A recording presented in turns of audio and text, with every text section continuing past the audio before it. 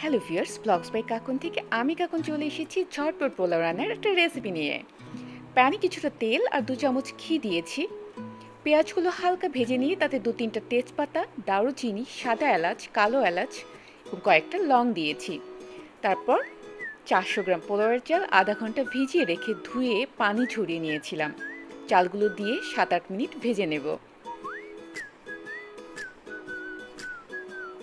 ভালোভাবে ভাজা হয়ে গেলে এখন 1 চা চামচ রসুন, 1 চা চামচ আদা বাটা, আমি একটু ঝাল খাই তাই 1 চা চামচ কাঁচামরিচ বাটা দিচ্ছি, সাথে পরিমাণ মতো লবণ দিয়ে দিচ্ছি। আর যতটুকু চাল নেব তার দ্বিগুণ পরিমাণ গরম পানি দিয়ে দিব। অতি অবশ্যই গরম পানি ব্যবহার করতে হবে ঝরঝরে পোলাওয়ের জন্য।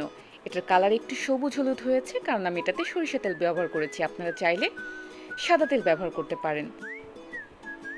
চাল 80% ফুটে আসলে চুলার আঁচ একদম কমিয়ে 2-3টা কাঁচামরিচ, একটু ঘি, বেরেস্তা দিয়ে ঢেকে 15 মিনিটের জন্য এটাকে দমে দিব। চাইলে এই পর্যায়ে আপনারা বাদাম এবং কিশমিশ ব্যবহার করতে পারেন। বাস হয়ে গেল গরম গরম ঝরঝরে পোলাও। পরিবেশন করুন যে কোনো কারি আইটেমের সাথে। আমি আজকে এর সাথে রান্না করছি হাঁসের মাংস। আশা করি নতুন রাঁধুনিদের এই ঝটপট পোলাও রেসিপিটা দারুণ কাজে লাগবে।